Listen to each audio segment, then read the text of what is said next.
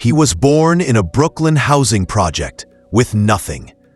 One icy morning, when he was just 7 years old, he watched his father lying on the floor with a broken ankle, no health insurance, no job, and no way to feed the family. That image burned into his memory, and years later, it became the spark that built a global empire, one that changed how the entire world drinks coffee. But behind every latte and cappuccino is a story of betrayal, relentless ambition, and a billionaire who swore he'd never let anyone feel as powerless as his father did. This isn't just a story about coffee. It's a story about a kid who refused to stay where he was born. Howard Schultz's journey isn't about a cup of coffee. It's about transforming pain into power. From the projects of Brooklyn to the helm of Starbucks, Schultz built an empire worth billions, not because he had privilege, but because he had a vision the world didn't see coming.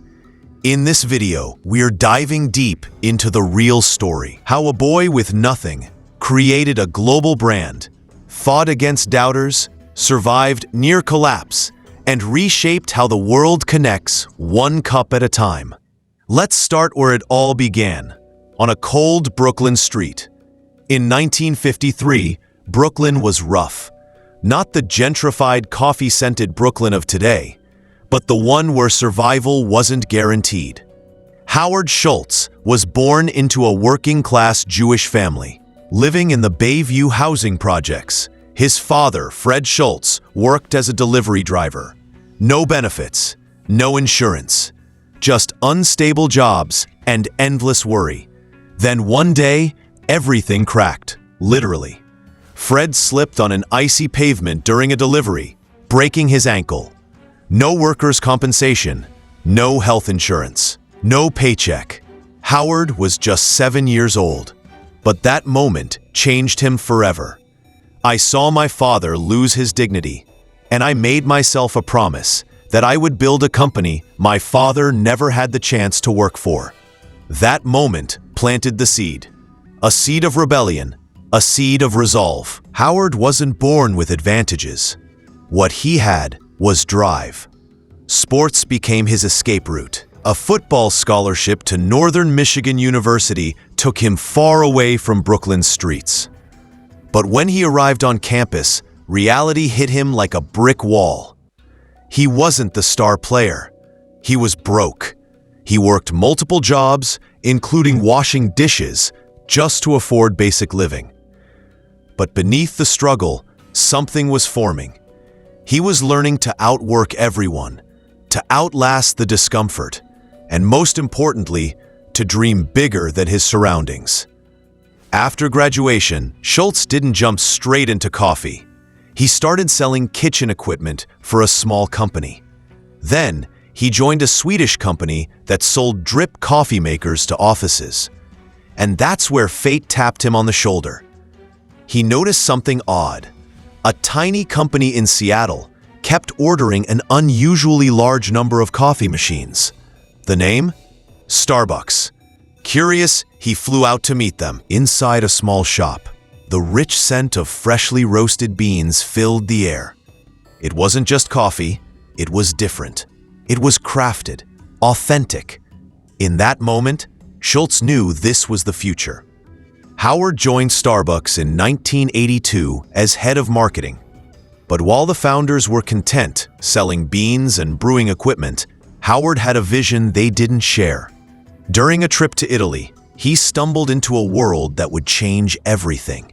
Espresso bars on every corner. Communities gathering, talking, connecting. Coffee wasn't just a drink there, it was an experience. He came back electrified. We can bring this to America. We can make Starbucks the place between home and work. But the founders didn't want that. They saw themselves as purists, roasters, not restaurateurs. They shut him down. And that left Howard with a painful choice: let the dream die or build it himself. Howard chose the second. He left Starbucks to build his own company, Il Giornale, designed to replicate the Italian espresso experience in America. But dreams cost money. And in the 1980s, the idea of Americans paying $3 for a cup of coffee was laughable. Investors told him it would fail. Many doors slammed in his face. But Howard kept knocking. Eventually, he raised $1.6 million, enough to open his first cafe. And it worked. The lines were long. The atmosphere was electric. People weren't just buying coffee.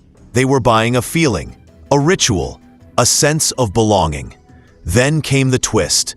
In 1987, the original Starbucks owners decided to sell the company. Howard saw his chance.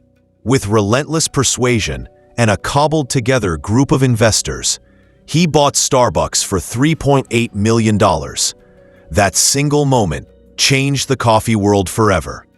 Owning Starbucks was only the beginning. Schultz had to build something no one else believed in. He transformed stores into warm, welcoming third places. He added music, aroma, design, turning a simple coffee run into an experience. But more than anything, he built a company that valued people. Unlike the job that failed his father, Howard gave health insurance to part-time employees, unheard of at the time. Success is best when it's shared.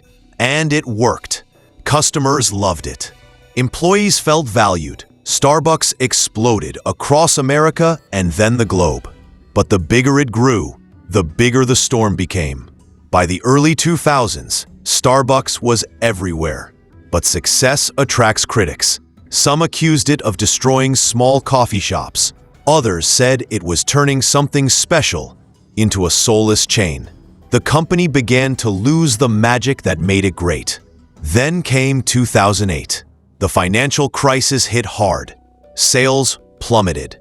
Stores closed. Starbucks' stock crashed. Schultz, who had stepped down as CEO, returned to save the company.